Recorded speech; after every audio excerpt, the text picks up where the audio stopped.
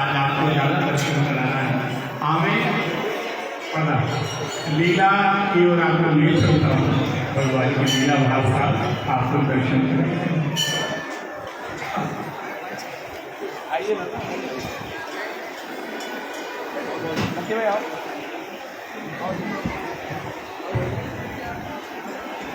Hello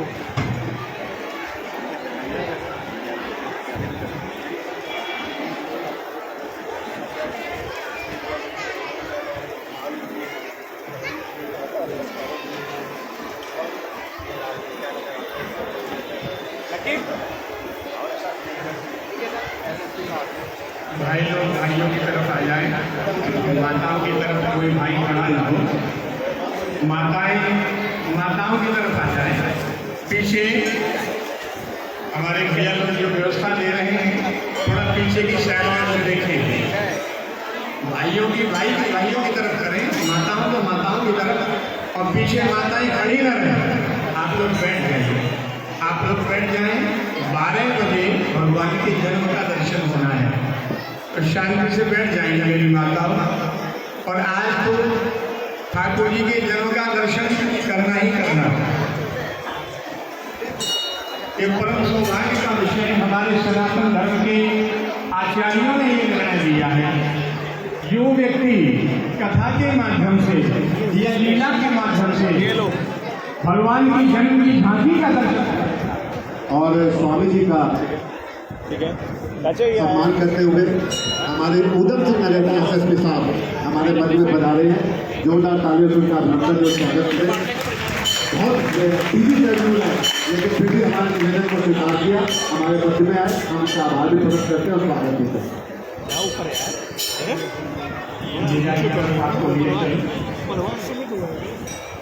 जन्म की झांकी का दर्शन इतना आवश्यक है मेरी माताओं। हमारे धर्म ग्रंथ कहते हैं यदि आपने ठाकुर की जन्म की झांकी का दर्शन पा लिया तो समझ लीजिएगा कि आपने उस दिन साक्षात अपने कृष्ण का दर्शन पा लिया। ये हमारे धर्म ग्रंथ कहते हैं, ये हमारे शास्त्र निर्णय देते हैं, मैं नहीं कहता। तो आज का दिन इतना पुनीत है कि आज का समय जरूर लेकर के ये लीला तो 9 दिन तक निरंतर चलेगी। आज से प्रारंभ है, 9 दिन तक ये लीला निरंतर चलेगी। और बड़ी दिव्य प्रस्तुति के साथ ये इस वर्ष लीला बड़े मन से मेरे भैया लोग लेकर के आए हैं, और बड़े मन से लीला मंचन आपको यहाँ दर्शन कराया भी जाएगा।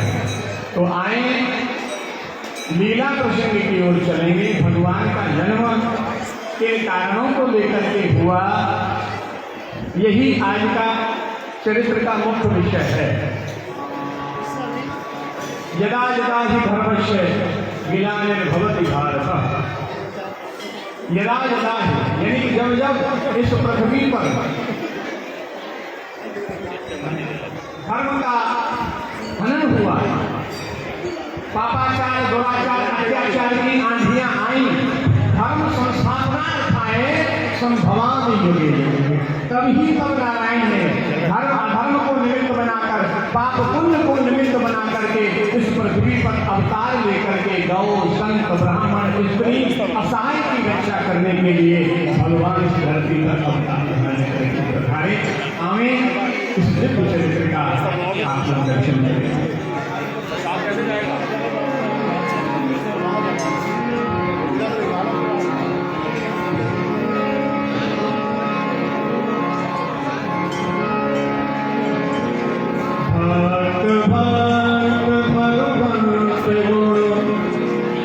चतुर नाम बपु एक, पद वंदन किए, नास ही वेद अनेक, सब संतन निर्णय कियो,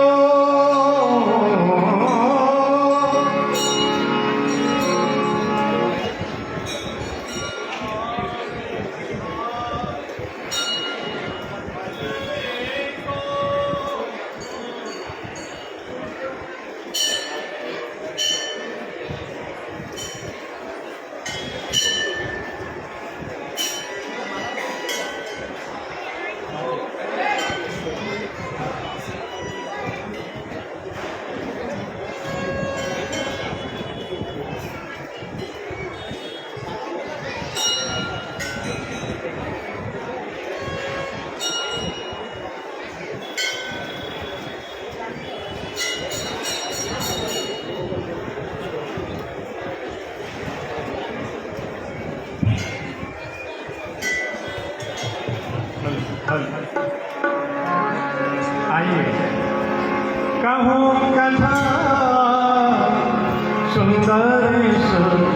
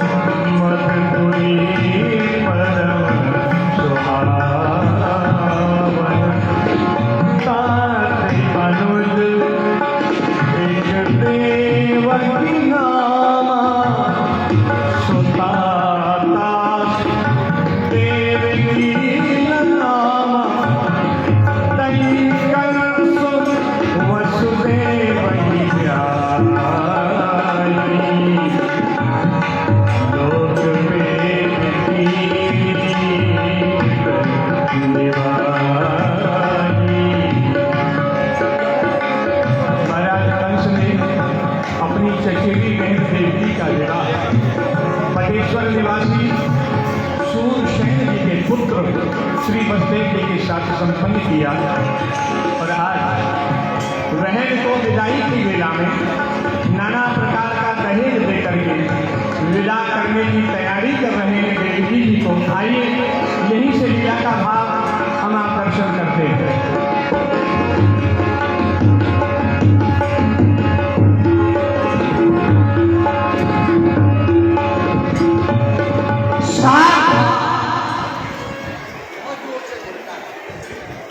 सावधान हो श्याम, खबरदार, हल्ला गुल्ला बंद करिए।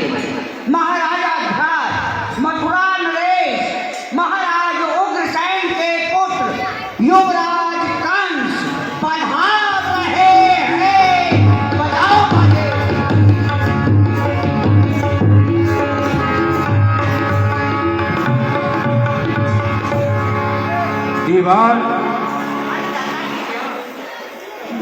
हम अपनी बहन देवकी का विवाह जी मान्यवर वसुदेव जी के साथ में बड़ी धूमधाम से करने के लिए जा रहे हैं। जी हाँ, इसी संदर्भ में हम मान्यवर वसुदेव जी को कुछ दहेज देना चाहते हैं। वही तो मैं कहता हूँ कि अभी तक सारी व्यवस्थाएं मेरी देख रेख में हो गई, विवाह संपन्नता की ओर बढ़ रहा है, लेकिन एक प्रथा नहीं निभाई गई है महाराज। वो क्या है? कोई दहेज प्रथा है।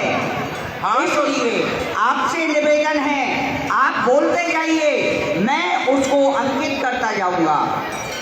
लिखो 400 हाथी नए अंबारियों से सजे हुए मान्यवर वसुदेव जी को हम दहेज में देते हैं। 400 हाथी मैं अलवारियों के, अलवारी बलवारी नहीं तो अंबारियों से सजे हुए, अंबारियों से सजे हुए 400 हाथी बगैर सूंड वाले। मगर सूर वाले भी हाथी होते हैं क्या? जी हाँ सरकार, जिनको बोलते हैं गेंडा हाथी, जो लड़ाई में काम आता है। नहीं, गेंडा हाथी नहीं, सूर वाले हाथी दिए जाते हैं। सूंड वाले हाथी दे दिए जाए। 200 दासियां मान्यवर वसुदेव जी और बहन देवकी की सेवा में हम दहेज में देते हैं। 200 दास, 200 दासियां, 200 घास और 200 घासियां। अरे घास घासियां कहाँ से आ गए? सरकार आप विचार करिए, अरे आप दास और दासियां मान्यवर देवकी और वसुदेव जी की सेवा के लिए दे रहे हैं, और ये जो हाथी घोड़ा इतना बड़ा फौज पलटन दे रहे हैं, इसके लिए घास खोदने वाले कहाँ से आएंगे? इसलिए 200 घास खोदने वाले, जिनको बोलते हैं घास, और 200 उनकी घरवालियां घासियां, वो भी दे दी जाए। चलो ठीक है, वो भी दे डालो। 1000 घोड़े, 1000 घोड़े बगैर पूछ के। बगड़ पूछ के नहीं, पूछ वाले। सरकार, घोड़ों पर बैठ करके बाराती जाएंगे और घोड़ों की आदत होती है पूंछ को नचाना, इधर उधर पूंछ को नचाएंगे। हो सकता है किसी बाराती की आंख फूट जाए, इसलिए वो पूंछ पहले से हटवा दी जाए। ऐसा है, एक सोने का खजाना, एक चांदी का खजाना, वह भी मानवर बसदेव जी को हम दहेज में देते हैं। और उसी समय आवाज आई बसदेव जी के आगमन की। सावधान, कुमार वश में बाधा रहे। श्री वसुदेव विवाह कार्य पूर्ण करके विदा लेने के लिए आए। कहिए मानवर बसदेव जी, आपको हमारी इस मथुरा में किसी प्रकार का कोई कष्ट तो नहीं है? राजन, हमको कष्ट किसी प्रकार का नहीं। हाँ, निवेदन करना चाहता हूँ। आप आदेश करें मालिक, आप आदेश करें। अब हम जानना चाहते हैं। हैं? ये आप क्या कह रहे हैं मानवर? आप अरे अभी तो आप आए हैं यहाँ पर, कुछ समय और मथुरा में रहिए। एक दिन मैं आपको अपने पहलवानों का मल्ल युद्ध दिखाऊंगा। सल कौशल चांडूल मुझसे जो विश्व के अद्वितीय पहलवान हैं, उनका मल्ल युद्ध आपको दिखाऊंगा। एक दिन हम और आप नौका में बैठ करके यमुना विहार करेंगे। मैं अपना यमुना बाग भी आपको दिखाऊंगा। वह बहुत सुंदर बाग है। राज, हाँ, ये सब हम पीछे भी दर्शन कर सकते हैं, फिर आएंगे तब रुकेंगे, सब कुछ दृश्य देखेंगे। अभी तो हम विदा चाहते हैं। मान्यवर, आप कैसी बातें कर रहे हैं? आप कह रहे हम जाएंगे जाएंगे। अरे अभी आपकी शादी हुई है, अभी आपने देखा ही क्या है? अरे आपको नहीं पता, जब हमारी शादी हुई थी तो हम अपनी ससुराल में पूरा 80 साल रुके थे। हमारी ससुर जी ने, हमारी सासू जी ने हमारा बोरिया बिस्तर बांधा, द्वार से बाहर पटका, तब हम अपनी इज्जत के साथ आए थे। दीवान जी, जो इज्जत आपकी हो चुकी है, हम अपनी नहीं चाहते। बड़े भाग- मान्यवर बसदेव जी, यदि आप जाना चाहते हैं तो मैं आपको रोकूंगा नहीं, परंतु जाने से पहले मेरी आपसे एक विनती है। विनती नहीं, आदेश करो। मेरी बहन यहाँ से विदा होकर के जाएगी तो वह रोएगी तो अवश्य, परंतु मैंने अपनी बहन के आंखों में आज तक आंसू नहीं देखे हैं। इसलिए मैं चाहता हूँ कुछ दूर तक मैं आपका रथवान बन करके स्वयं आपको विदा करने के लिए चलूँ, तो मेरी बहन समझेगी कि मेरा भाई कंस मेरे साथ में चल रहा है, तो वह रोएगी नहीं।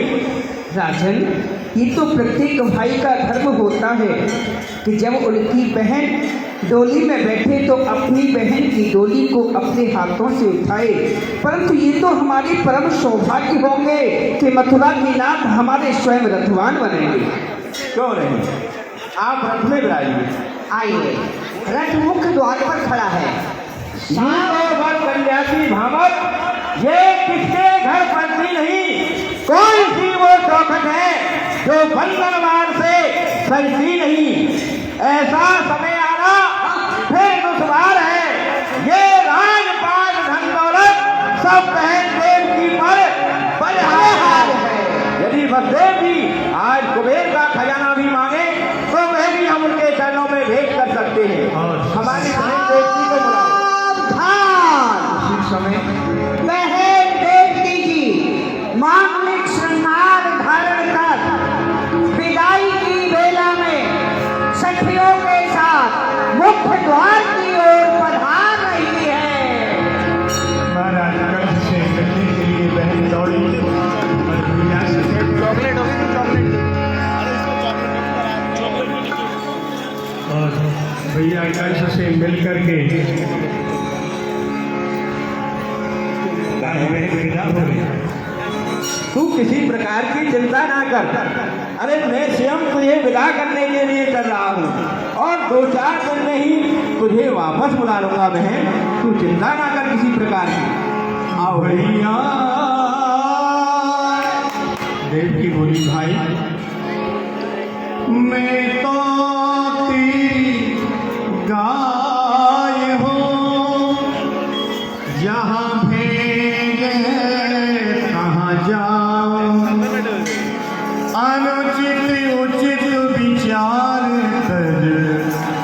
तेरी आज्ञा संग सिधाऊं। भैया भैया मैं आपके बिना नहीं रह सकती भैया। बहन तू चिंता क्यों करती है? अरे मैं तेरे साथ ही चल रहा हूँ बहन, तू किसी प्रकार की कोई चिंता ना कर, और मैं 2-4 दिन में ही तुझे वापस बुला लूंगा बहन। भैया कर दो विदा आज तो प्यार से। भैया कर दो विदा आज तो प्यार से। जा रही हूँ मैं तेरे, जा रही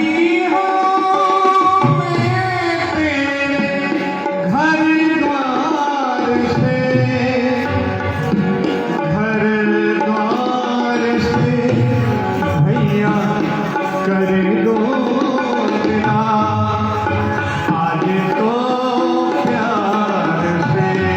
भैया मैं हूँ बगिया की तेरी कली आज बहना तेरी ससुराली चली।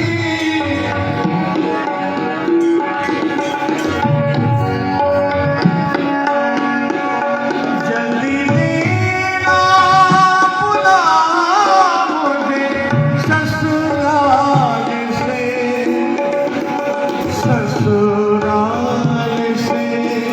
भैया कर दो विदा आज तो प्यार से। भैया कर दो विदा आज तो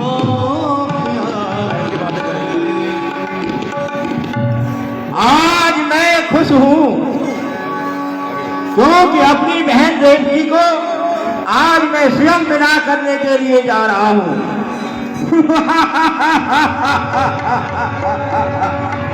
आज मैं खुश हूँ, रखवार बनूंगा पहुंचाने के लिए अपनी बहन देवी को आज मैं स्वयं करूंगा। मान्यवर बसदेव जी आप सबर कर बैठना। बहन के विवाह की खुशी में रथ के घोड़ों की बागडोर पकड़ के स्वयं चला।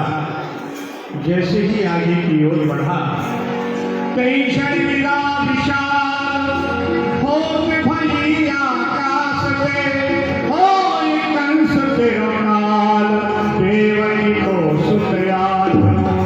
जय सच्चिदानंद। रेखा तेरे इन अत्याचारों से ये पृथ्वी अकुला रही है। क्षीर सागर में शयन करने वाले वो नारायण को जगा रही है। ये कौन बोला? कहां से बोला? कैसा शब्द सुनाया है? ये बिजली सी कड़क उठी मुझ पर क्या काल पीठ पर छाया है? क्या इस संसार में कोई ऐसा भी योद्धा है जिसने मार्ग में चलते हुए वाहन को तेरे रोका है? हुआ है किसका साहस तो बड़े पत्थर से टकराकर पड़ा है कौन मृत्यु के भ्रमर के बीच में आकर? कौन बोला? बोलने वाले तू कहना क्या चाहता है? मैं तेरे गंतव्य एवं मंतव्य दोनों में से किसी को समझ नहीं पाया। आखिर तू कहना क्या चाहता है? फिर से बोल। रे मंद मूढ़ अज्ञानी, तू सुन देवताओं की बाणी। आज जिस बहन देवकी के विवाह में तू इतना खुशहाल है तो हम देवता बतला रहे हैं उसी का 8वां लाल और तेरा हाल हाल है। नहीं,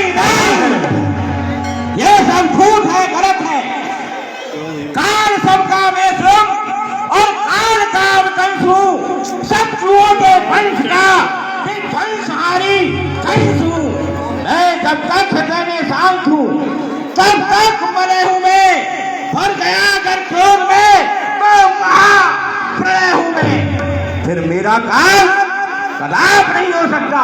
ये सब झूठ है, गलत है। लेकिन कंस, कदाचित ये देवताओं की गुप्त योजना सत्य हुई तो भी मुझे किसी बात का कोई भय नहीं। ये ना होगा लोहाई तो बनेगी छुरी जोकर, ना होगा बांस तो बनेगी बांसुरी जोकर। मैं उखाड़ूंगा जब जड़ी को तो बढ़ेगी डाल फिर कैसे। अरे ना होगी देव की तो होगा काल फिर कैसे। ये सब क्या हो गया? जिस देवकी को मैं इतने लाड़ प्यार से विदा करने के लिए जा रहा था, आज वही देवकी मेरे काल को जन्म देगी। ये दिल के फफोले जल उठे सीने के दाग से, इस घर को आग लग गई, इस घर पे चिराग से। जिसे मैं हार समझा था गला थोड़ा सजाने को, ये पिसैनी नागिन बन बैठी मुझे ही काट खाने को। मेरे काल को जन्म देने वाली पिसैनी नागिन, उतार और पातिनी बहन के केशों को पकड़ घसीटते हुए पृथ्वी पर पटक लिया, तलवार निकाल ली। बहन अपमानित हो रोने लगी। मरने के लिए तैयार हो जा। आंखों में खून सवार है मेरे और आज सर पर मौत सवार है तेरे। आंखों में आंसू भर आए, दया की भीख मांगने लगी भाई से। भैया भैया, देव की मेरा कुछ दोस्त तो कुछ भी नहीं है। तो मेरा अपराध भी कुछ नहीं। भैया, जब मेरा कुछ दोष नहीं, कुछ अपराध नहीं, तो क्या भैया आपका ये मस्तक फिर गया है। हाँ देवकी, आज मेरा ये मस्तक फिर गया है। और ये मेरा फिरा हुआ मस्तक जब तक तेरे इस मस्तक के टुकड़े टुकड़े नहीं कर देगा, तब तक इसे शांति नहीं होगी। ये कुंठित हुई है समय सब शक्ति ज्ञान की, प्यासी है मेरी ये खड़क तेरे रक्त पान की।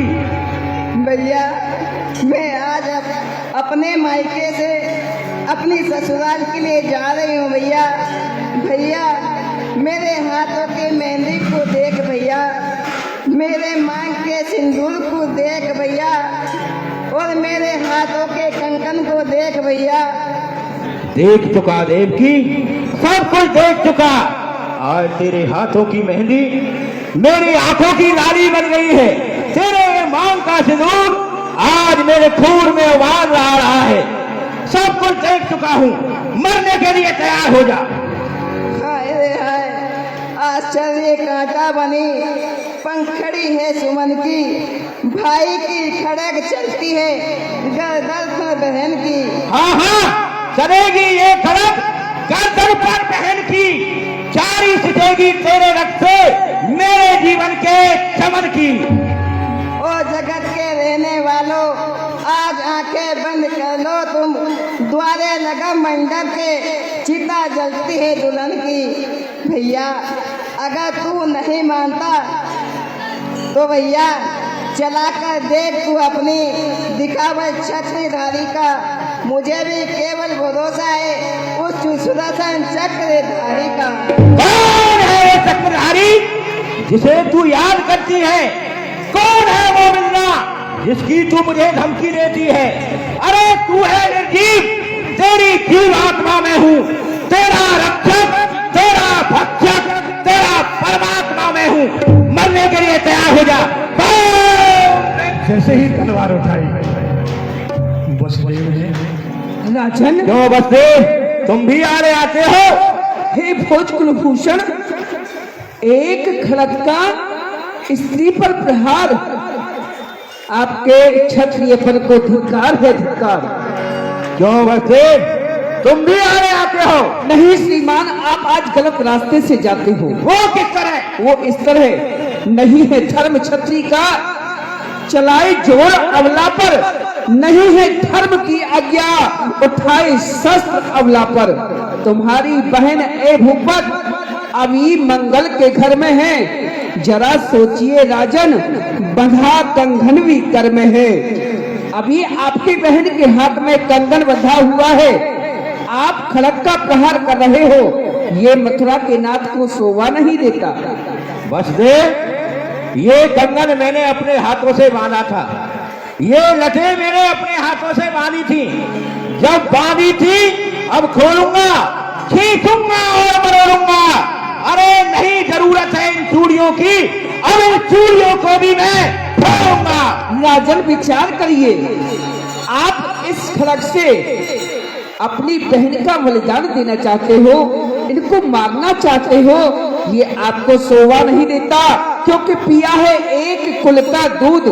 शर्म उसकी रखो, तलवार करो म्यान में, क्षत्रिय धर्म रखो। क्षत्रियों के शास्त्र अबला की रक्षा के लिए होते हैं, ना कि उसका वध करने के लिए।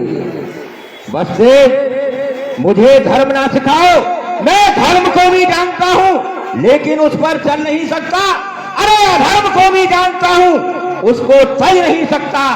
गजब का देव है कोई जो समाया दिल के पुर्जों में, वो चलाता है जिधर को उधर से रुक नहीं सकता। तो राजन सुन वसुदेव भई नवानी, तुम हूँ सुनी कठिनाई छुपानी।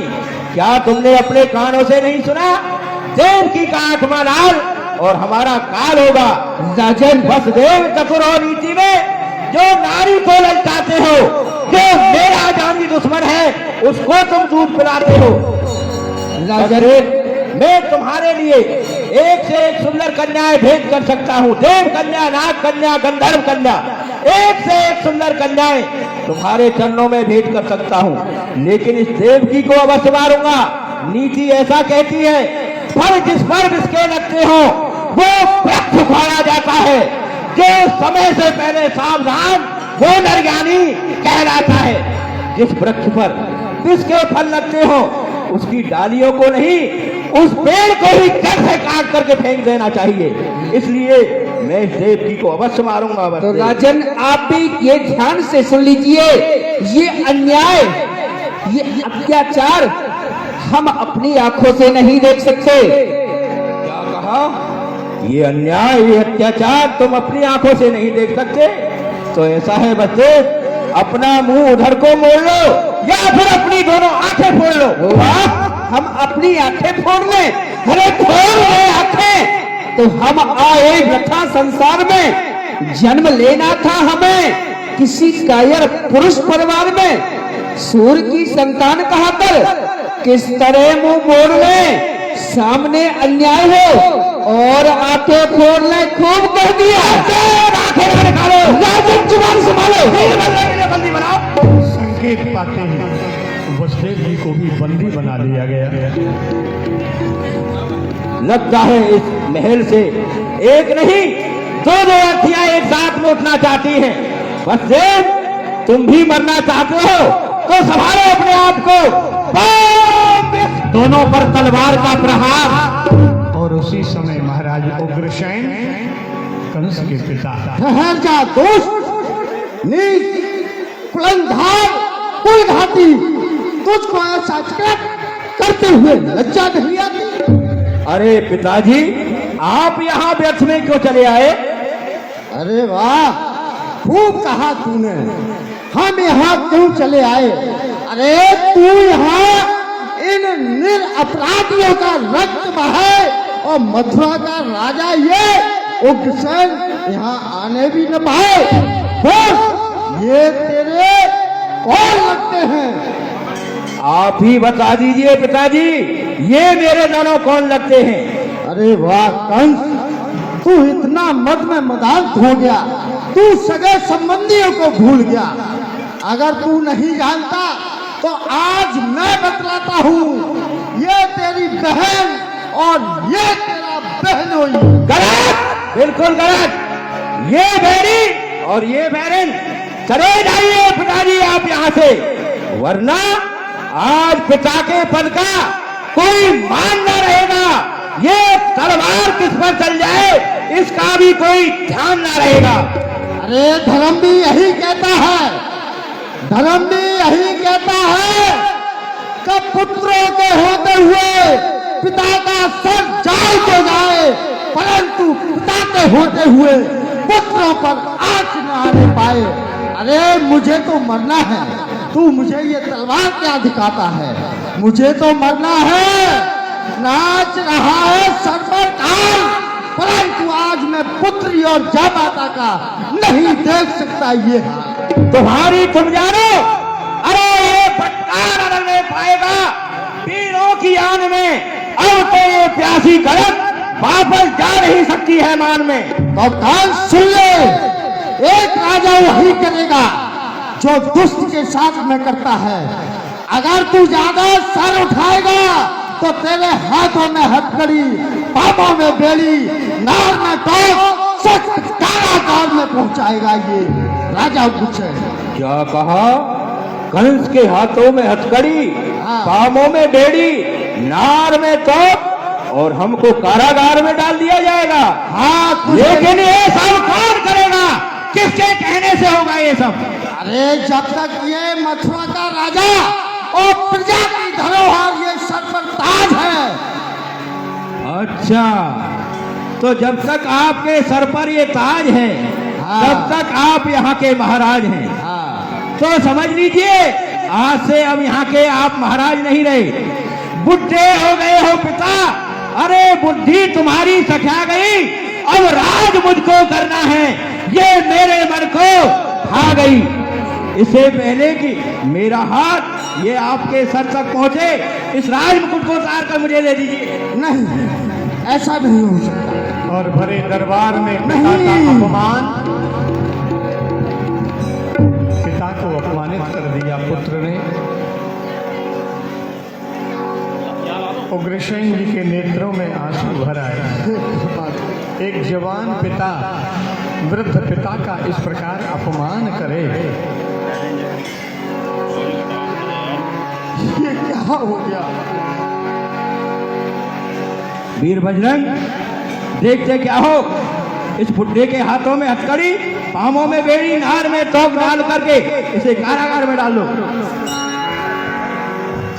करम गति तारी नाहि तरे, करम गति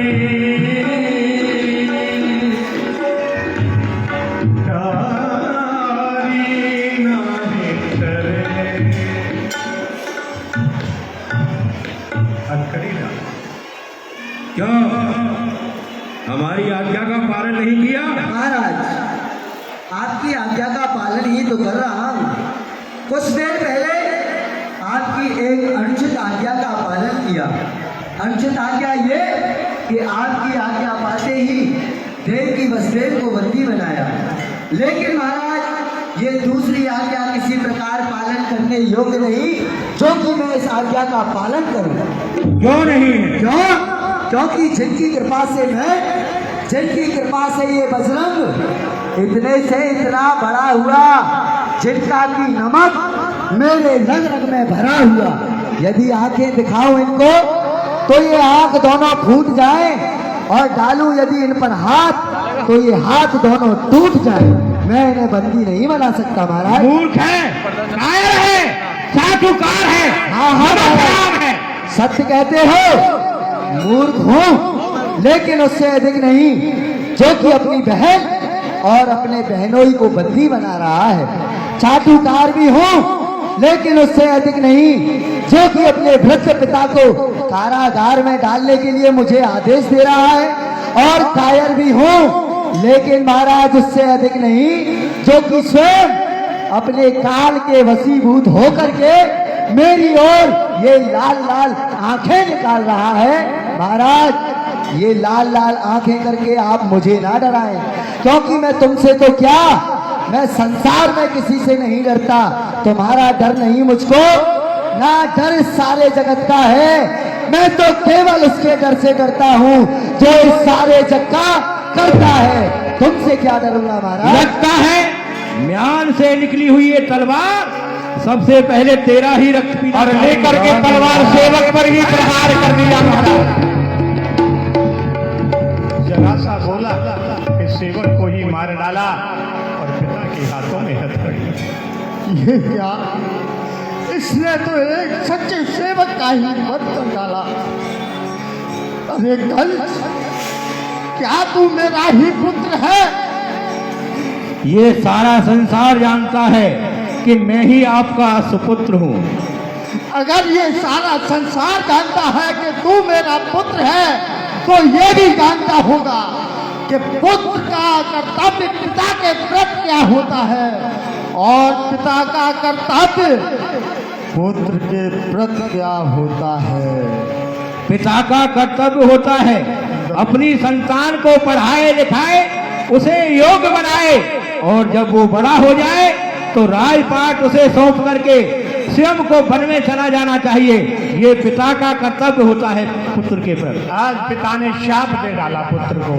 पुत्र कंस, मैं तुझे आशीर्वाद तो नहीं दे सकता क्योंकि तू आशीर्वाद के लायक नहीं। आज मैं तुझे श्राप देता हूँ कंस, ये बूढ़े पिता का श्राप है। तू चैन नहीं पाए, तेरे करनी का फल तेरे सामने आए। अरे तू जिस देव की बार खड़क उठाए, उसी का अष्टम लाल तेरा अस्तित्व को मिटाए।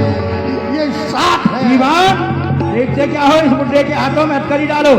बूढ़े पिता को बंदी बना दिया। भला किसी का कर न सको तो बुरा किसी का मत करना। फूल नहीं बन सकते हो तो कांटे बन कर मत रहना। भला किसी का कर न सको तो बुरा किसी का मत करना। फूल नहीं बन सकते हो तो कांटे बन कर मत रहना। कांटे बन कर मत रहना। कांटे बन कर। इस दुष्ट ने अपने पिता को बंदी गृह में डाल दिया। यदि मैं इससे कुछ और संवाद करता हूँ, ये देवकी को बचाना चाहता हूँ, तो ये हम दोनों को समाप्त कर देगा। अब तो राजनीति से कार्य सिद्ध करना चाहिए। राजा कहो कर जोरी, राजन सुनिए एक मोरी। हे राजन, मैं आपसे एक विनती करना चाहता हूँ। क्या कहना चाहते हो बच्चे? आप देवकी को क्यों मारना चाहते हो? इसका अपराध क्या है? बच्चे, अरे जानते नहीं हो, देवकी का अष्टम लाल और हमारा काल होगा। हाँ हाँ, देवकी का अष्टम लाल आपका काल होगा। ये देवकी तो आपका काल नहीं है। मैं आपको देवकी का अष्टम लाल लेकर के मैं आपको दूंगा। आप देवकी को ना मारें। बस देव, कैसी बात कर रहे हो? अरे संसार में ऐसा कौन निर्दयी पिता होगा जो अपने कलेजे के टुकड़े को एक भूखे सिंह के सामने डाल दे? मुझे तुम्हारी बातों पर विश्वास नहीं होता। राजन, ऐसा संसार का पिता यह वसुदेव होगा जो अपनी संतानों को ला करके आपके आगे देगा। आपको यदि विश्वास नहीं होता, मैं आपको विश्वास दिलाता हूँ। आकाश के तारे चाहे पृथ्वी पर उतर आएं, पृथ्वी के जीव चाहे आकाश में चले जाएं, माणिक समुद्रों में हो, पहाड़ों में मगर जाएं, हम वो क्षत्रिय नहीं जो वचनों से मुकर जाएं। मैं आपको वचन देता हूँ, देवकी की एक से लेकर के जितनी भी संतानें होंगी, ये वसुदेव आपको वचन देता है, मैं आपको दूंगा दूंगा दूंगा दूंगा। सत्य बात। तथास्तु, हमें तुम्हारी बातों पर विश्वास हो गया, परंतु जब तक एक से लेकर के 8 संतान नहीं हो जाती हैं, तब तक आपको हमारे कारागार में बंद रहना होगा। हमें आपके हाथों में हथकड़ी पामों में बेड़ी, नार में टोक होगी। कहो स्वीकार है? हमें सब शर्त स्वीकार है। तो देखते क्या हो दीवान, इन दोनों को कारागार में डाल लो, इनके हाथों में हथकड़ी लगाओ। बसदेव जी को भी हथकड़ी लगा दी, पिता को तो पहले ही डाल दिया। मना किया था मत करो शादी, करोगे शादी हो जाएगी बर्बादी। अब चलो बढ़ाते रहना आबादी। मत कर तो अभिमान रे बंदे, झूठी तेरी शान रे। मत कर तू अभिमान, मत कर तू अभिमान रे बंदे, झूठी तेरी शान रे। मत कर तू अभिमान।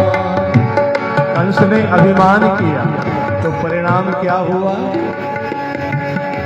तेरे जैसे लाखों आए, लाखों इस मिट्टी ने खाए। तेरे जैसे लाखों आए, लाखों इस मिट्टी ने खाए। रहा न नाम निशान रे बंदे, मत कर तू अभिमान रे। मत कर तू अभिमान, मत कर तू अभिमान रे बंदे, झूठी तेरी शान रे। मत कर तू अभिमान। इस समय की गतिमति का कोई पार नहीं पा सकता है। जी महाराज। समय के फेर से रघुवर, मैंने अपने बालकाल में एक इतिहास पढ़ा था। वह इतिहास था मर्यादा पुरुषोत्तम श्री राम का। जी महाराज। यह विपत्ति मर्यादा पुरुषोत्तम श्री राम के ऊपर भी आकर के पड़ी थी। जी। समय के फेर से रघुवर उदासी बन के डोले थे। समय जब आया दशरथ पर तो बहुत से कष्ट झेले थे। समय है बलवान इस जग में, कराता काम तंगी का। समय हरिश्चंद्र भूपत से भराया नीरभंगी का। आज वही समय देवकी और वसुदेव पर आकर के पड़ा है। खैर कोई बात नहीं दीवान महाराज। और सारे शहर में बुनियादी कर लो। ये अवतार लिया मैंने जग में, घर घर में पर्चे बंटवा दो। वेद पुराणों के अंदर मेरी ही महिमा छपवा दो। जो मूर्त न पूजेगा मेरी, मैं उसको सख्त सजा दूंगा। ये गर्म तेल में डलवा कर बदला सभी चुका लूंगा। और घोषणा करवाई। सुनिए जनाबे आला, क्या कहता है मुनादी वाला। क्या कहता है? मुनादी सुनना गौर से, फिर बातें करना किसी और से आज से नई सरकार शुरू, पुरानी सरकार बर्खास्त। अच्छा। आज से इस मथुरा के राजा आप हैं? हैं? आज से इस मथुरा के राजा आप हैं? कंस हो गए हैं। तो आप अपनी ओर इशारा कर रहे हैं ना? ये उंगलियां आ जाती है अपनी तरफ, अच्छा। क्योंकि मैं जानता हूं कि मैं असली राजा तो मैं ही हूं। आज से ध्यान रखेंगे, महाराज कंस के नियम की नियमावली ये है, जी। जो करेगा पाप उसके बन जाएंगे हम बाप, और जो करेगा धर्म उसका लाठी से फोड़ देंगे करम। कोई भी व्यक्ति 3.5 फुट से ऊपर नहीं बढ़ेगा। जो भी 3.5 फुट से ऊपर बढ़ेगा उसे नीचे से 1.5 फुट छटवा दिया जाएगा। आज्ञा से महाराज कंस। इतना ही नहीं, जिनके भी माता पिता बूढ़े हो गए हों, जी जी जो घर में ज्यादा परेशान करते हो, उनको जल्दी से जल्दी हमारे कारागार में भिजवाओ। उनके लिए एकांतवास है। बूढ़े बड़ों का काम क्या है? आप चलिए जेल में पहुंचिए। बोलो बोलो महाराज कंस की। प्रथम पुत्र जब देवकी जायो,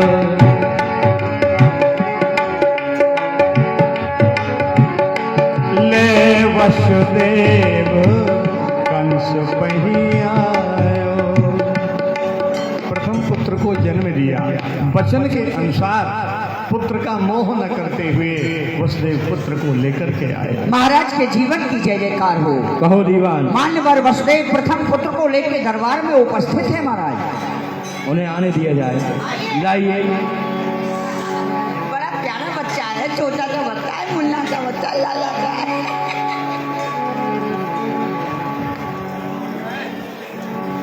जैसे ही पुत्र को देखा, बालक देख कंस हंस दीनो।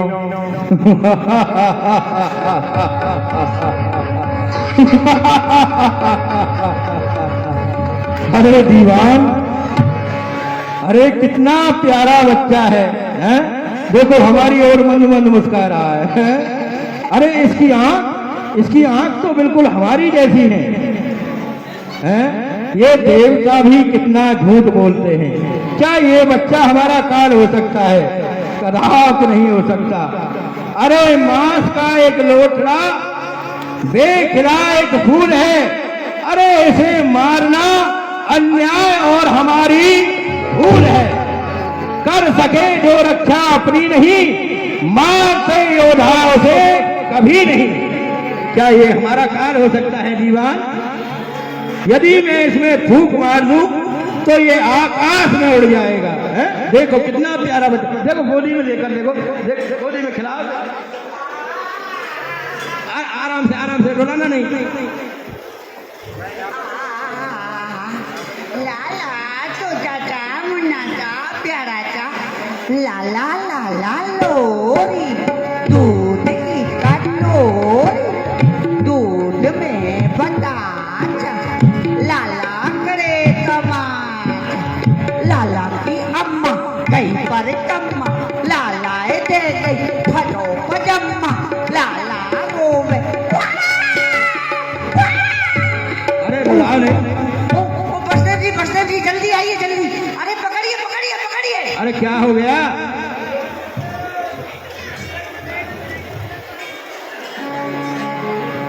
बच्चा है, गीला कर दिया। कोई बात नहीं है। ले बसदेव जी, आप इस बच्चे को ले जाइए, हम इसे जीवदान देते हैं।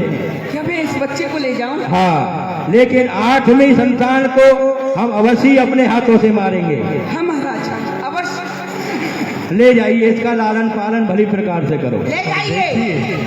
मेरी ओर से भी इनको 25 ग्राम दूध और पार्ले जी का बिस्कुट अभी मत देना, बच्चा छोटा है। विधाता की गति देखिए।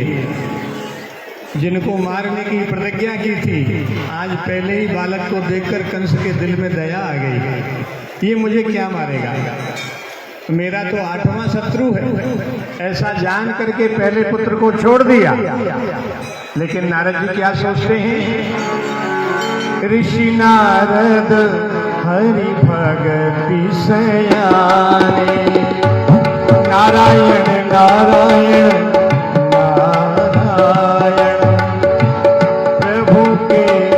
मन की रुचि पहचाने, नारायण नारायण नारायण। बोलिए नारायण भगवान की। नारायण नारायण। आज मैं ये क्या देख रहा हूँ? जी, ये कंस बड़ा ही धर्मात्मा हो गया है। अगर ये ऐसा धर्मात्मा हो जाएगा तो फिर हमारे प्रभु का अवतार कैसे होगा? क्यों नहीं नारद, चलते हैं मथुरा की ओर और उस कंस की मति को बदलते हैं, जिसके कारण से हमारे परम पिता परमात्मा का अवतार हो इस भूतल पर। नारायण नारायण। नारद जी मथुरा जा रहे हैं कंस के पास, हरि गुण गाते हुए चले। राम के बिना भैया, राम के बिना जल जाए जीवा पापनी, राम के बिना जल जाए जीवा पापनी, राम के बिना।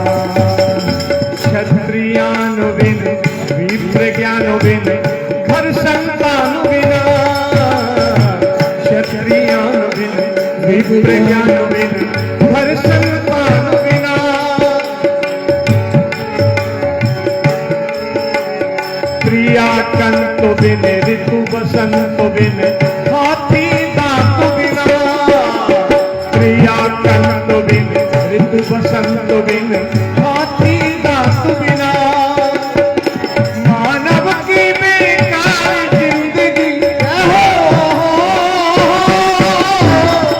मानव की बेकार जिंदगी, श्री रघुनाथ बिना जल जाए जीवा पापनी, राम के बिना जल जाए जीवा पापनी, राम के बिना भैया, राम के बिना भैया, राम के बिना जल जाए मिट जाए जीवा पापनी, राम के बिना जल जाए जीवा पापनी, राम के बिना। नारायण नारायण। मथुरा में पधारे। हरि नाम संकीर्तन करते हुए मालूम ही नहीं पड़ा कि मथुरापुरी में कब आ गए। अरे सेवक, बाबा राम राम।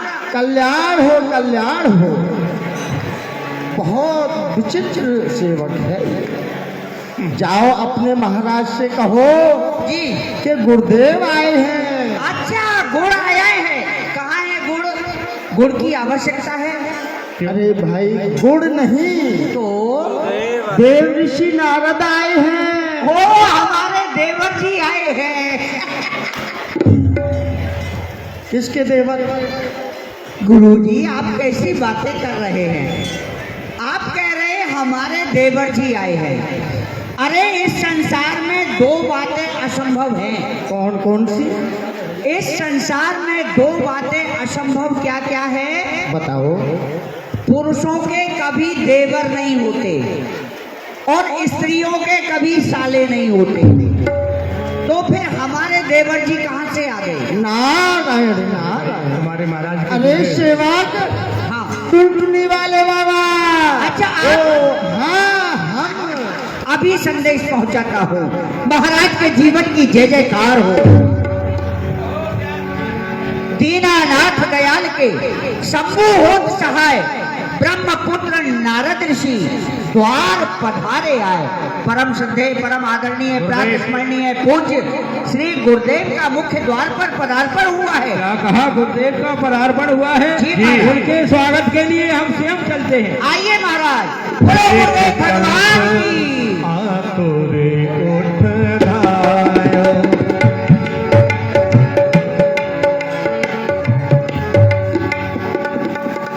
कल्याण कल्याण। और समाचार पूछने लगे। गुरुदेव इतना वक्त नहीं है, समाचार सब गुरु ही सुनाए। पुत्र कंस, गुरुदेव, हमारे आश्रम के बाद में तुमने कौन कौन से अच्छे कार्य किए हैं, क्या हमको अवगत नहीं कराओगे? हाँ क्यों नहीं गुरुदेव। गुरुदेव, जिस समय मैं आपकी कुटिया से आया, सर्वप्रथम मैंने उन ब्राह्मणों को दंडित किया जिनके कहने से मेरे पिता ने मुझे कांस के पूरा में बांध करके यमुना में बहा दिया था। मैंने उन ब्राह्मणों को मार मार करके यमुना में बहा दिया और उनके पोथी पत्राओं को हवन कंड में सुहा कर दिया। बहुत अच्छा किया। अच्छा किया ना गुरुदेव। उसके पश्चात मैं मथुरा में आया गुरुदेव। मैंने देखा मेरी बहन देव की विवाह के योग हो गई है। विवाह किया तो मैंने गुरुदेव अपनी बहन देवकी का बड़ी धूमधाम से विवाह किया।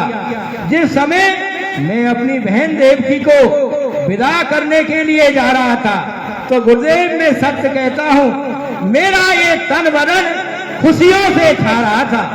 परंतु गुरुदेव बोला कोई आकाश से, नृप इतना क्यों खुशहाल है? अरे देवकी का स्तंभलाल कंस तेरा खाए। फिर ज्ञान सुन करके मेरे क्रोध का ठिकाना ना रहा गुरुदेव। फिर क्या हुआ? मैंने देवकी को रथ से पकड़ करके पृथ्वी पर पटक दिया।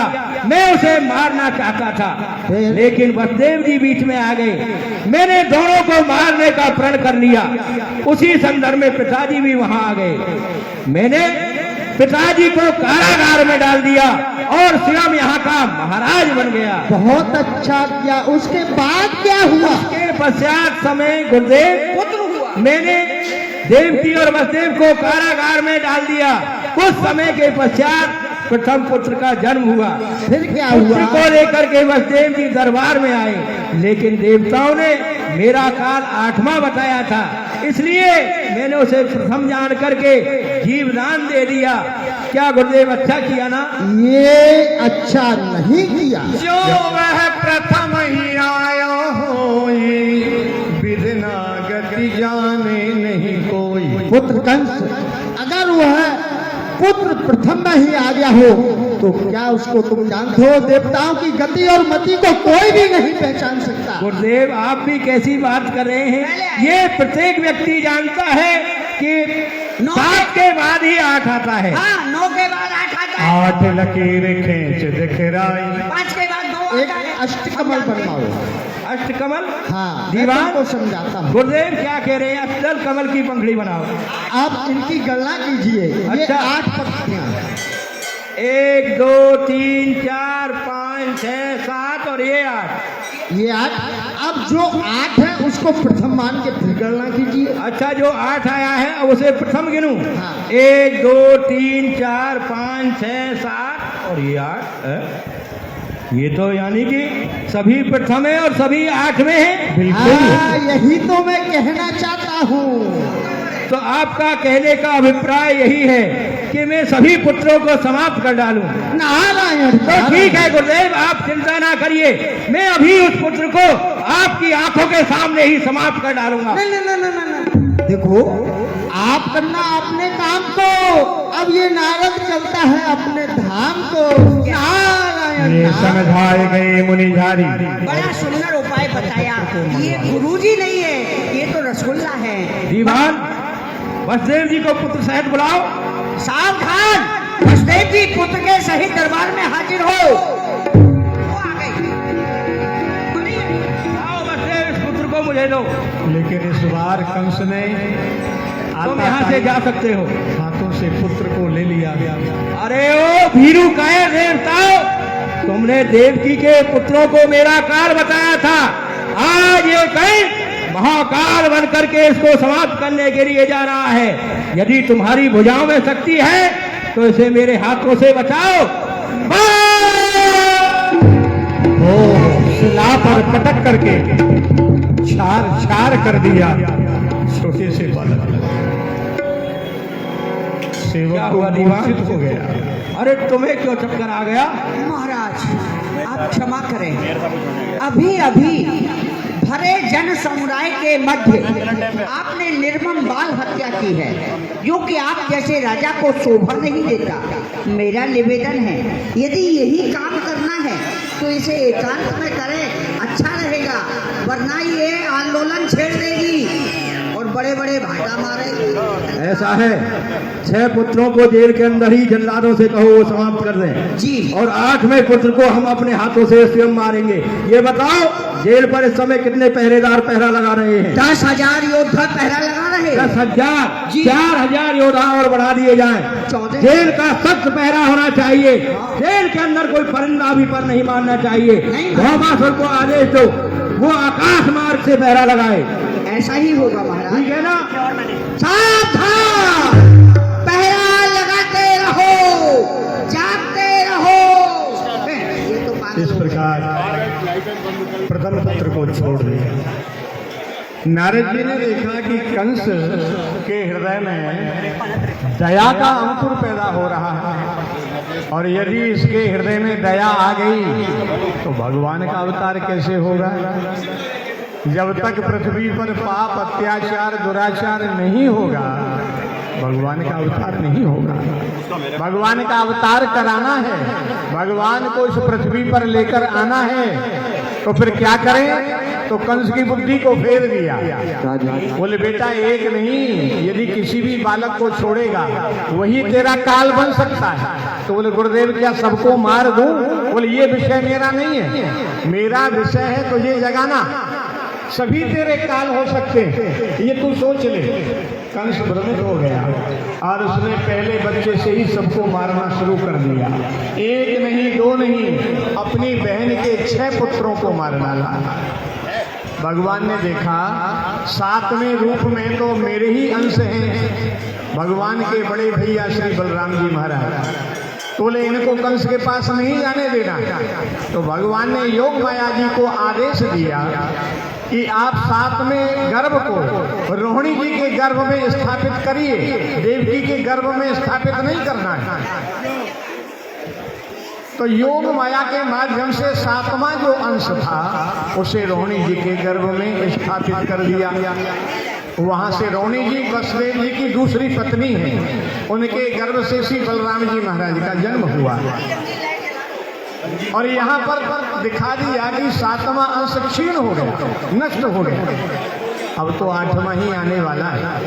जब 8वें के आने का संकेत हुआ तब देवकी जी ने एक दिन अपना मुख दर्पण में देखा तो उन्हें लगा कि आज मेरा मुख इतना सुंदर दिखाई क्यों दे रहा है, आज मेरे मुख पे इतनी आभा क्यों है। लगता है अब मेरे गर्भ से साक्षात नारायण अवतार लेने वाले हैं। तो अपने पति वसुदेव जी से कहने लगी, निज मन मुकुर देवकी देखो, शरद चंद पूर्ण समलेख्यो। और बोली पति से, मैं मन बच क्रम अब यह जाना, है मम उदर देव भगवाना। हे स्वामी, मैंने मन कम वचन से ये जान लिया है कि मेरे उदर में स्वयं नारायण अवतार लेके आने वाले हैं।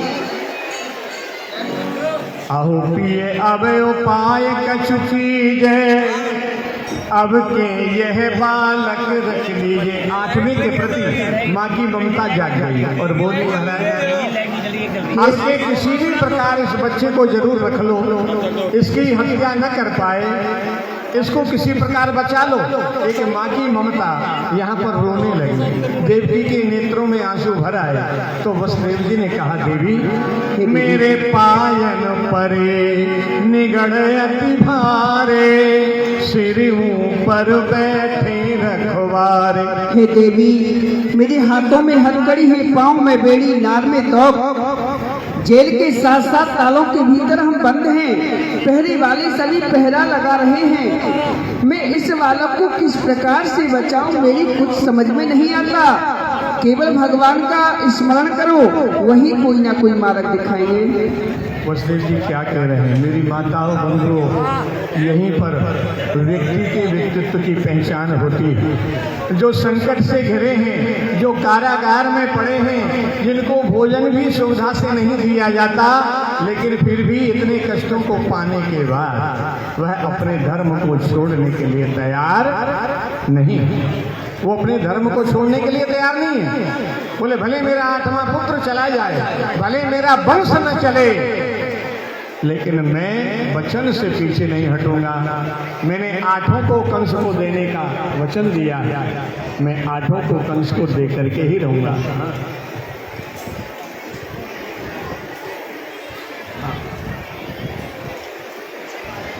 तो कहने का अभिप्राय, ये चर्चा हो ही रही थी आपस में, ये चर्चा बंधुगण कर ही रहे थे। भगवान बड़े ध्यान से सुन रहे थे कि देखो इतना कष्ट पा रहे हैं जेल में, कारागार में, और फिर भी मेरे पिता अपने धर्म को छोड़ने के लिए तैयार नहीं है। जो आपत्ति विपत्ति में अपने धर्म को, अपने कर्म को, अपनी भावना को, अपने स्वभाव को नहीं त्यागते, उन्हीं के ऊपर ठाकुर की परम कृपा होती है, उन्हीं के ऊपर ठाकुर जी की परम दया होती है। 12 बजने को 1-2 मिनट ही है। अब ठाकुर जी का अवतार होगा, जन्म होगा, लेकिन कहते हैं कि किसी महापुरुष के आगमन में हम बड़ी अच्छी तैयारी करते हैं, स्वागत की तैयारी करते हैं। तो जितने भी मेरे भक्त, मेरी माताएं जो खड़े हैं, जो बैठे हैं, कम से कम 2, 4, 5 मिनट के लिए जो भी खड़े हैं, उनके गति भी एक जगह रुक जानी चाहिए, क्योंकि आपका खड़ा होना, आपका आना तभी सार्थक है जब आप भगवान के जन्म की झांकी का दर्शन कर लेते हैं। तो ठाकुर जी आने वाले हैं, आइए 1 मिनट मेरे साथ पहले कीर्तन करेंगे, क्योंकि जब कीर्तन करेंगे तभी तो ठाकुर आएंगे ना। तो ताली बजाकर जो भी खड़े हैं और जो भी बैठे हैं, मेरे साथ प्यार से जरा कीर्तन करेंगे, क्योंकि ये बंसी बजाने वाले आने वाले हैं। आ गया बंसरी वाला, आ गया बंसरी वाला, आ गया बंसरी वाला, आ गया बंसरी वाला, आ गया बंसरी वाला, आ गया बंसरी वाला।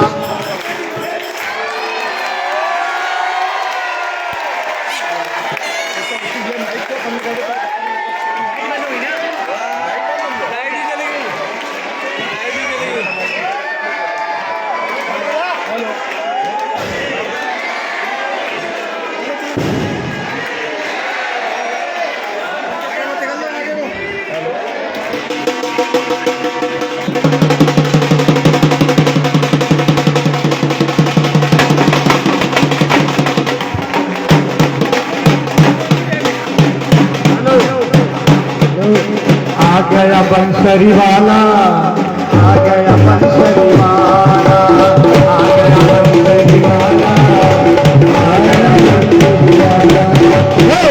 गया बंसरी वाला, आ गया बंसरी वाला, आ गया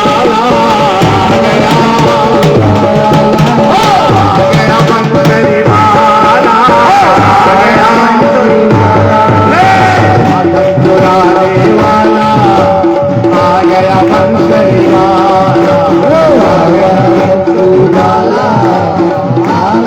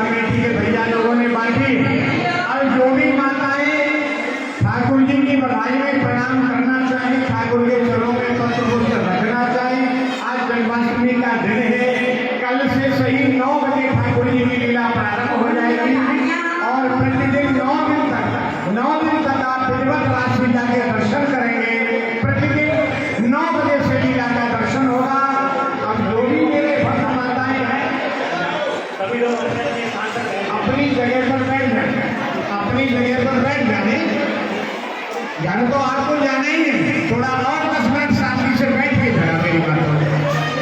बैठे मेरे भैया लोग, बैठे हमारी बात में।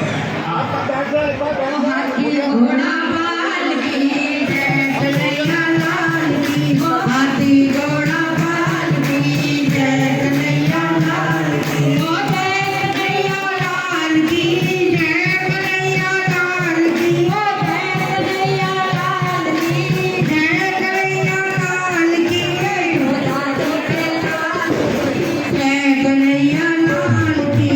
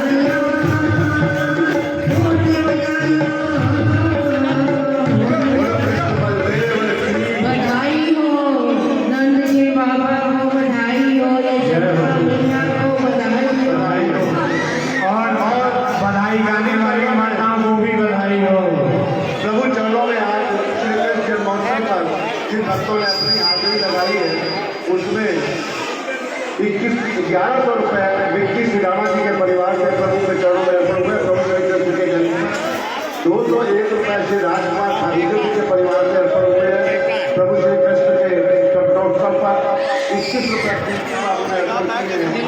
प्रभु श्री कृष्ण के कटोत्सव पर 101 रुपये सुशीला जी के परिवार से अर्पण हुए हैं। 101 रुपये श्री अशोक नारायण जी ने अर्पण किए हैं। 221 इक्यावन रुपये हमारी सभा के अध्यक्ष श्री नंदलाल भुट्टी जी के परिवार से अर्पण हुए हैं। 51 रुपये संजीव गिरवर जी के परिवार से अर्पण हुए। और जो भी सज्जन जो भी भक्तगण अपने सदा सुमन अर्पण करना चाहे, हमारे जिला के कार्यकर्ताओं से निवेदन है जो भी काम दे रहे हैं, जो भी माताएं भक्तजन ठाकुर जी के चरणों में भेंट करना चाहें, आगे कलश रखा है, इस कलश में अपना भेंट डालते रहे, प्रणाम करके चलते रहे, प्रणाम करके चलते रहे। शैलेंद्र पाठक जी के परिवार से प्रभु के चरणों में 51 रुपये अर्पण हुए हैं। अशोक नारायण जी ने 101 रुपये अर्पण किए हैं।